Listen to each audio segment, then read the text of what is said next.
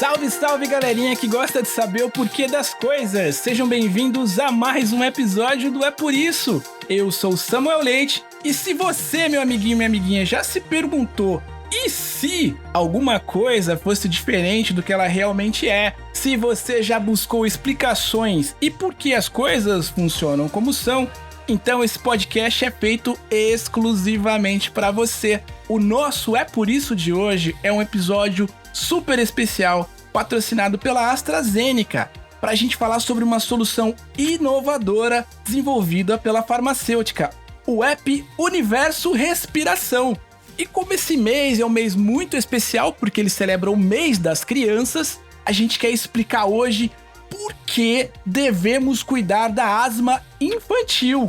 E eu estou aqui com a Bianca Cisi e Camila Figueiredo, que são da área de marketing do Departamento Respiratória e Imunologia da AstraZeneca do Brasil. E também com o Dr. Gustavo Vandalsen, que é pediatra especialista em asma infantil. Sejam muito bem-vindos, Bianca, Camila e Dr. Gustavo. E olha só, Dr. Gustavo, eu aposto que o senhor tem um monte de... tem um currículo muito bacana, mas hoje você ganha uma alcunha muito especial e você passa a se chamar aqui Tio Gustavo. Explica pra gente, Tio Gustavo, e pros nossos ouvintes, o que é a asma?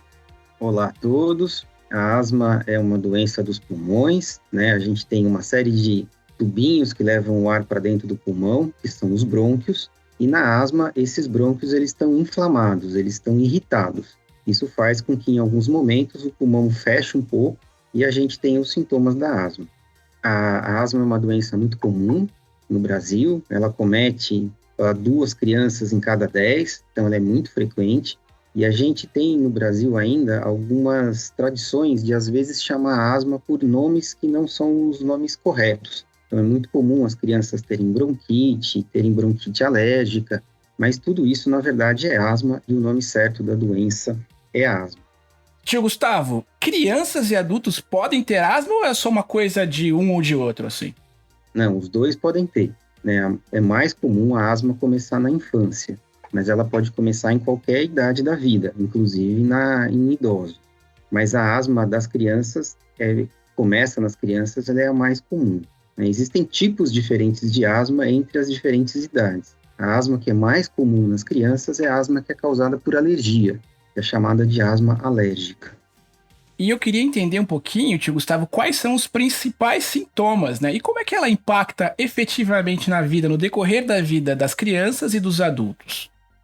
Os principais sintomas da asma são a falta de ar, tosse, o chiado no peito, que é aquele barulhinho que parece um gato dentro do nosso pulmão, e às vezes a sensação que o nosso pulmão, que o nosso peito está apertando. Quem tem asma pode ter isso em diversos momentos do dia, mas em geral quando tem as crises, que são esses sintomas são mais importantes. Então, às vezes, por uma infecção respiratória ou porque teve contato com alguma coisa que a criança tem alergia, ela entra numa crise, numa exacerbação.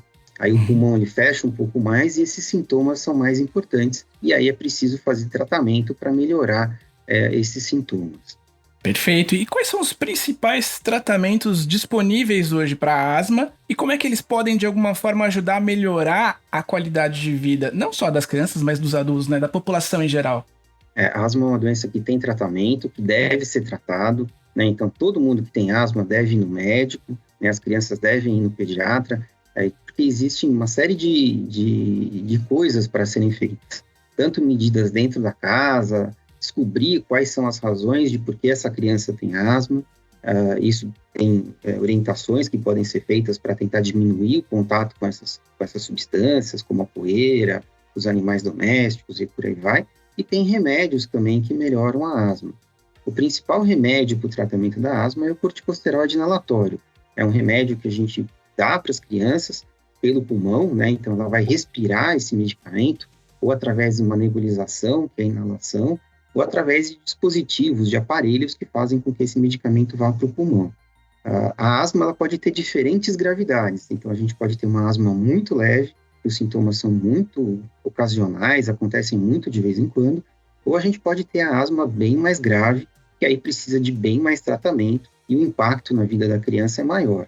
O médico que sabe definir qual que é o esquema e com qual que é a frequência, com quantos medicamentos a criança deve ser tratada para melhorar essa asma. A asma, ela tem vários impactos na qualidade de vida das crianças, né? As crianças que têm asma, muitas vezes têm dificuldade de fazer atividade física, quando começam a correr e começam a sentir mal, com falta de ar e com tosse. Isso atrapalha muito, tem muita criança que fica muito limitada por não poder jogar bola, correr, fazer educação física e tudo mais. A asma também pode atrapalhar o sono, né? À noite, de madrugada, de manhã cedo, são os horários que a gente mais tem sintomas da asma. Então, às vezes, a criança pode tossir durante a noite, pode acordar com falta de ar, isso também não é legal. E durante as crises, né, a crise de asma é uma coisa bem desconfortável, a sensação de falta de ar é uma coisa bem angustiante. Então, é comum que as crianças que tenham asma fiquem com medo de ter crise, fiquem com um certo... tenham ansiedade, às vezes, em alguns momentos, achando que vão ter crise. Então, é importante que a asma seja tratada até para a criança ter uma qualidade de vida normal, né? As crianças que têm asma têm que ter uma vida normal, né? Esse é o objetivo, no fundo, do tratamento, que elas possam ir para a escola, fazer exercícios, fazer todas as atividades que uma criança que não tem asma faz, é lógico, com alguns cuidados e fazendo o tratamento para que isso aconteça. Tia Bianca, agora eu quero saber como é que o aplicativo Universo Respiração da AstraZeneca pode ajudar no tratamento respiratório das crianças. Olá! Foi pensando em você, familiar ou cuidador, que a AstraZeneca e o Fazbem criaram o app Universo Respiração, uma solução desenvolvida especialmente para ser utilizada durante o processo inalatório, como uma ferramenta para distrair e divertir as crianças e, ao mesmo tempo, orientar sobre o uso correto dos dispositivos e o ato de respirar fundo de uma forma lúdica. Começamos o aplicativo com uma jornada com os heróis do espaço, onde a criança escolhe seu personagem favorito para viver uma aventura com missões, que tem como foco auxiliar na utilização de nebulizadores, ou, como popularmente conhecidos, os inaladores. Buscando ampliar ainda mais o nosso apoio ao tratamento de doenças respiratórias no público infantil, lançamos uma nova historinha recheada de aventuras e brincadeiras para distrair as crianças durante a utilização de outros dispositivos inalatórios, o labirinto da respiração. Muito legal, tia Bianca. Agora eu quero perguntar para a tia Camila quais foram os impactos do app no dia a dia das crianças. Oi, Samuel. O labirinto da respiração, ele nasceu para apoiar as crianças que fazem tratamento com os dispositivos inalatórios.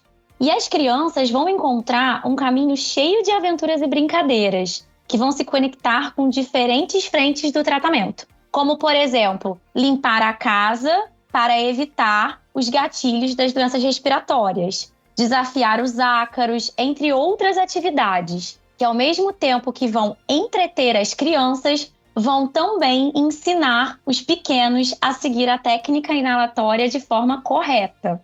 Tudo isso com o auxílio dos pais e cuidadores, que também vão aprender muito sobre esse tratamento. Que legal, muito bacana mesmo. Olha só, então vou dar esse convite aqui para nossa audiência e dizer que esse aplicativo ele é completamente gratuito e ele está disponível para iOS e Android. E para você buscar esse aplicativo nas plataformas, basta procurar por Universo Respiração que você facilmente vai encontrar. Bom, esse aplicativo é uma iniciativa do movimento Asma Zero da AstraZeneca. AstraZeneca e Fazbem, mais uma vez, simplificando o tratamento respiratório infantil. Gustavo, olha só. O nosso podcast, na verdade, é um exercício de imaginação, onde a gente propõe cenários para entender como é que as coisas seriam, às vezes, em realidades alternativas, né? A ideia é que a gente coloque coisas hipotéticas para acontecer aqui, algumas divertidas, outras nem tanto, evidentemente. Por isso que eu queria te perguntar uma coisa. Na sua opinião, tio Gustavo, o que aconteceria com milhares de crianças e adultos no mundo todo se não existisse um tratamento para asma? Isso não é tão difícil de imaginar. Se a gente voltar no tempo, uns 50 anos atrás, era o que acontecia. A gente não tinha remédio para tratar a asma. A gente tratava só os sintomas e aí, mesmo assim, ainda com alguns problemas. A asma, antes do tratamento, ela era uma doença bem mais grave. Ela levava, ainda que não muito frequente, mas ela causava a morte tanto de crianças quanto de adultos. E as crianças que tinham asma, elas tinham um estigma, elas eram rotuladas de uma forma bem negativa, porque eram crianças que não podiam fazer exercício, eram crianças que tinham uma série de cuidados diferentes, que tinham uma vida toda marcada e toda diferente por conta da asma. O tratamento da asma, né, que foi desenvolvido e foi melhorado ao longo desses 50 anos, ele permite que cada vez mais as crianças tenham, como eu falei, uma vida normal, que elas possam fazer tudo, que elas possam participar de todos os tipos de atividade, ir na casa dos amigos, brincar, fazer as atividades na escola, sem que isso tenha uma repercussão maior. Isso foi mudando, né? Isso foi feito basicamente porque a gente entendeu melhor a doença e a gente tem uma série de remédios hoje para tratar a asma. Então, a asma hoje tem que ser bem tratada, esse é o objetivo e esse é a função do médico para fazer com que a criança tenha uma vida normal. Então, é por isso que devemos cuidar da asma não somente nas crises. A asma não tem cura, mas se você estiver com o tratamento em dia, é possível viver sem limitações. Procure um especialista e entenda mais. Tia Bianca, para finalizar aqui o nosso papo, eu queria muito que você dissesse aqui para os nossos ouvintes, para os nossos amiguinhos, amiguinhas e para os papais e mamães também que estão nos ouvindo, como é que a gente faz para conhecer melhor as iniciativas da AstraZeneca e do programa Faz Bem. Tem rede social, tem site? Explica pra gente aí como é que a gente chega até vocês. Bom, para vocês conhecerem mais um pouco dos nossos conteúdos, da campanha Respire Sem Crise e também do Faz Bem, basta acessar o Instagram do Faz Bem, @AstraZeneca, o Facebook do programa, procurando por Faz Bem AstraZeneca, e também temos muitos conteúdos interessantes no site da campanha Respire Sem Crise.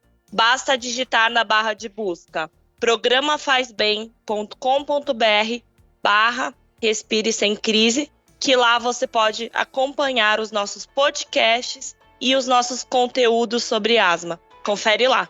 Bom, muito obrigado, tia Bianca, tia Camila e tio Gustavo por esse papo. Foi um prazer poder conversar com vocês e saber e principalmente entender mais sobre esse universo tão importante que são os cuidados que a gente tem que ter com a asma, sobretudo para esse público tão querido que são os nossos filhos, as nossas crianças. Um grande abraço para vocês todos e até a próxima oportunidade.